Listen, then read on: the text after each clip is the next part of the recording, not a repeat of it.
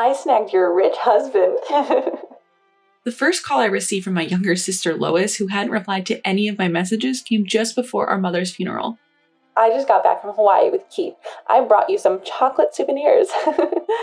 Enraged at her thoughtlessness, I lost control and yelled at her in front of the entire family. You can have my husband, just get to the funeral already. Taken aback by my outburst and what I'd said, Lois could only respond with a bewildered, "What?" from the other end of the line.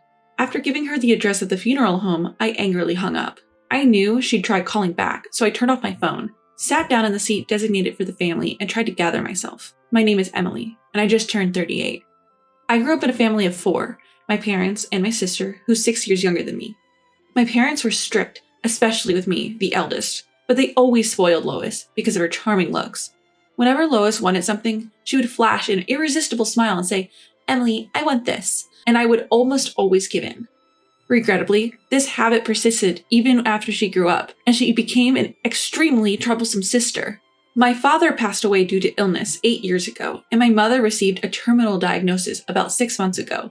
She had been in and out of the hospital. I married Keith, a senior colleague from work, 2 years ago, and moved away from my family home to an apartment near my office. Over the past 6 months, I was driving an hour each way to take care of my ailing mother in between work. Lois had moved back home and quit her job a year ago after breaking up with her then-boyfriend. Still, she insisted that I was better at caregiving and kept pushing the responsibility onto me.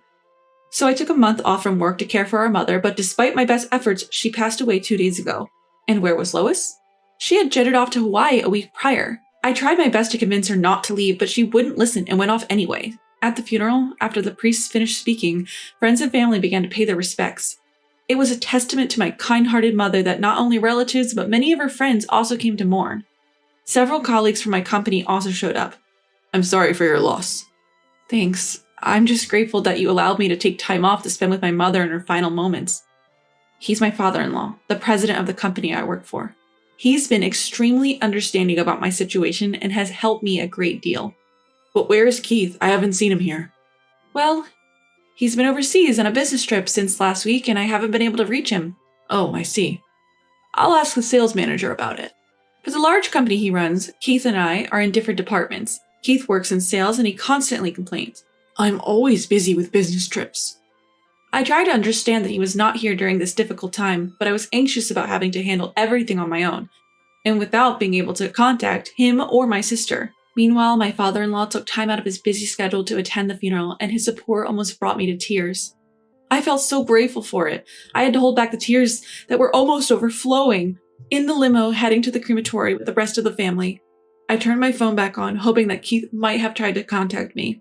To my surprise, there were nearly 30 voicemails, most of them from Lois. Answer your phone. You can't just make up some ridiculous lies because you're upset that I took Keith from you. What I heard was her yelling voice. She took Keith from me? Have I heard something like that? When she called before the funeral, I was too preoccupied with the handling of the mourners to comprehend properly what she was saying. Lois and Keith are having an affair? No, that can't be true. I was startled and felt sudden agitation. Does that mean Keith was on a trip with her? Seriously? When I hastily checked the voicemail, there were several from my husband. "Emily, I'm so sorry, but you're a strong woman. You can survive on your own, but Lois, I need to support her, so let's break up." Hearing his message that sounded almost like a line from a soap opera, I heard myself mutter, "I wish I hadn't heard it. Why did I have to find out that my husband and sister were having an affair and having a great time in Hawaii during my mother's funeral? You need to come right away if you want to say your final goodbye to Mom. We're already heading to the crematory."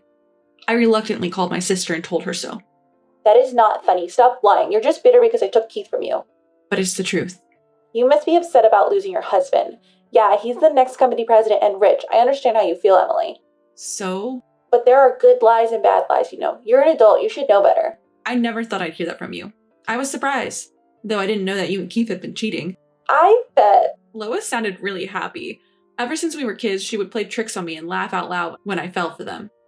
I sighed in frustration. Anyway, it's not the time for this. If you want to say your final goodbye to Mom, come now. "I'm tired of that lie." Then why do you have Keith ask his father? On the other end of the phone, the two of them sounded like they were having a discussion. They probably didn't expect me to bring up his father. My husband, who was apparently right next to Lois, took the phone. "Emily, is that true?" "If you don't believe it, do whatever you want. I'm hanging up now." After a while, we arrived at the crematory. This is my last moment to say goodbye to Mom, and my mind is a mess. With the rush of these past few days and the grief of losing my mother, I no longer knew what to do, and I found myself with tears streaming down my cheeks. Seeing me like this, one of my relatives patted my back saying, "Your mom would surely be grateful to you, Emily. You took good care of her until the end." I stood in front of my mother's casket and said my final goodbye. "Mom, thank you for everything. I'm gonna miss you so much." It was right at the moment when her casket was carried out for the cremation. "Wait a minute, where's Mom?" With a loud voice, my sister and husband rushed in. When Lois saw the casket disappearing behind the doors, she tried to cling to it, but the doors are closed mercilessly in front of her. "No, I haven't said goodbye to Mom yet, stop it!" Lois was wailing, and Keith was standing behind her, stunned. "We should move as it's disturbing to others." "Why didn't you tell me, Emily? I couldn't see Mom at the end. It's your fault." "My fault?" "Absolutely. If it was this bad, you should have told me earlier. You never said anything." I can't count how many times I've explained our mother's health condition to Lois. Every single time she'd just brush it off saying, "I don't know how to handle any of this. I'll leave it to you, Emily." "That's right. This all happened because you didn't explain how serious your mother's condition was. It's your fault." Even my husband, Keith, started blaming me. I stared at them in fury. "Then what were you two doing all this time?" I raised my voice. Gasping, they finally fell silent. "If you can't say it, I will. You were on a fun-filled, romantic getaway in Hawaii together, weren't you?" The relatives started to murmur as they had been observing this in disbelief. Up until now, whenever relatives asked, "What's wrong with Lois?" or "Isn't Keith coming?" I've been making excuses for them so that they wouldn't look like the bad guys. "Mom, I'm sorry. I really wanted to say goodbye to you more quietly." Apologizing in my mind, I knew I had to clear up things here and steeled myself. "When exactly did this affair start? You knew I was on leave, caring for Mom, right? I was having a hard time. I asked for help numerous times, but all you two did was spend fun time together, didn't you?" "Enough, it's all your fault, Emily. It's because you didn't keep Keith close enough." What's that supposed to mean? "You need to prioritize your husband more. He said he was bored at home because all you talk about is work and caregiving. Poor Keith." Oh, so that's what he said. As I glared at Keith, he quickly looked away, avoiding my gaze. "Emily, you managed to marry a rich future company president, but you got conceited. That's why he got snatched away by me. You always do this, Emily." In reality, every time I had a boyfriend in high school or university, Lois stole them from me. The only time it didn't happen was with Keith because Lois was already living with her boyfriend at the time. What a shame. From now on, I'll be with Keith and become the future president's wife, so break up with him. Fine, you can have Keith. I'll divorce him. By then, I didn't care about anything. When I decided to marry Keith, I had no idea he was the son of the president. He was working at a regional branch and came to work at the headquarters in my department. Keith was bright, friendly, and good at connecting with everyone, quickly becoming a part of the team. I started to have feelings for him as he approached me. We started dating, and when he proposed eventually, I happily accepted. It wasn't until I visited his parents' house that I found out his father was the president of the company I worked for. It was a real surprise. "So promise me, don't come back later begging you don't want a divorce." "I won't do that." "You're sure you want to leave me?" "Yes, I am." "If you leave me, no man will marry a workaholic like you. You know that, right?" "I can live my life as I like on my own, but for today, please say your final goodbye to Mom properly." Keith and Lois exchanged looks, smirking as if they'd won.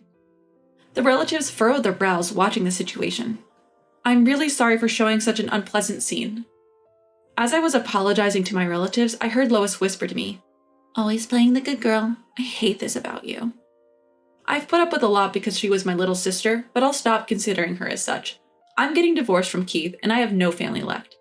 All I need to do is prepare myself for that. I bit my lower lip hard. 2 weeks have passed since then.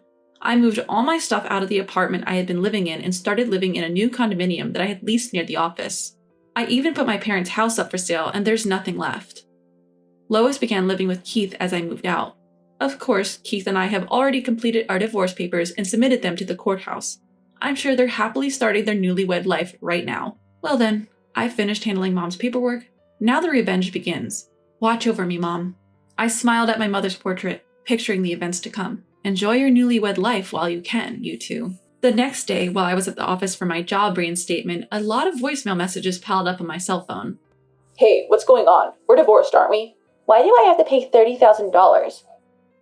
Anticipating that they might come to my new place if I leave them alone, I decided to meet at a local diner. As soon as we started talking, Keith was frothing at the mouth and yelling, "I received a document from a lawyer? What's this all about? We're already divorced, aren't we?"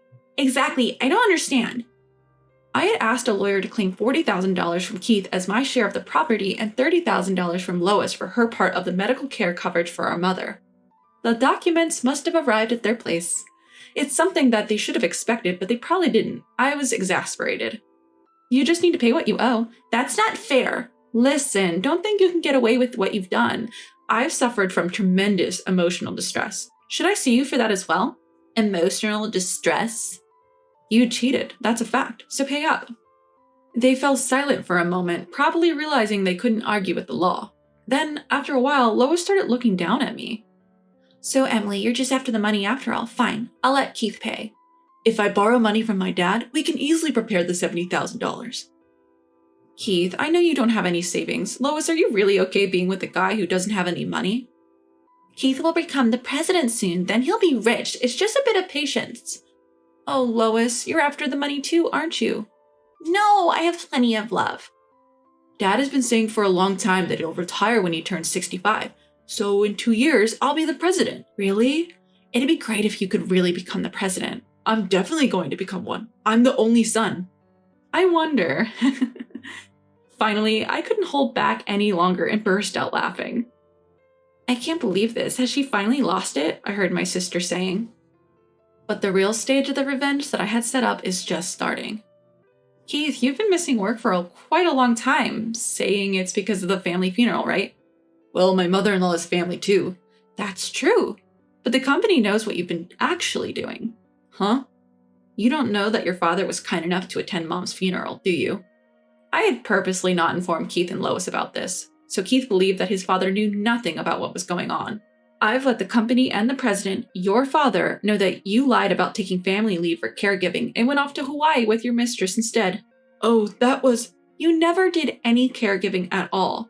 You have the gall to act so brazenly, and you've been off work with Lois on several of your business trips, haven't you? I've reported that too. How did you find out?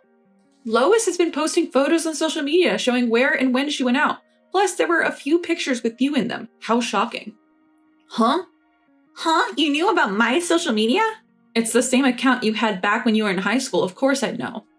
Lois looks uncomfortable, and Keith is taken aback by my words. Hey, is it true that Dad knows everything? Just as my mother was family to you, your father considered her his family. And of course he would know about the family funeral, as it should be reported to the company. Even after the funeral, he cared about me and had contacted me several times. So I had reported all the past events to him. He is quite furious. Also, he said he has absolutely no intention of making you the next president. Huh? But I'm his son! He said he doesn't remember ever saying that our company follows the principle of hereditary succession. Also, he told me to convey that he doesn't need a son who would do such disloyal acts. Huh? So Keith isn't going to be the president? As I silently smiled at them, their faces turned pale. I decided to press them even more. And just to let you know, I'm becoming the president starting next month. Huh? Actually, I had just received the official notice from the president and my superiors at the company. I have officially been appointed as the new president. There is no way they'd let you become the president. If you think it's a lie, why don't you call your father right now and ask? Keith is frantically calling his father. Lois, his new wife, is watching anxiously. So Emily is becoming the president. It was true. So I can't become the president's wife? If I knew that, I wouldn't have stolen you from Emily. But you just told me you love me. That was including your money. What did you say? I couldn't stand the couple starting their squabble in front of me, and I got up. If you want to fight, do it somewhere else. Oh, I'll be expecting the payment. Thanks. Wait, please don't abandon me. Please support me, sis. I apologize. I deftly sidestepped the hands that the two of them stretched out in desperation and left the place. After that, the two of them ended up getting a divorce. My ex-husband Keith was demoted by his father and eventually quit his job. Now he's working part-time jobs every day to pay what he owes me.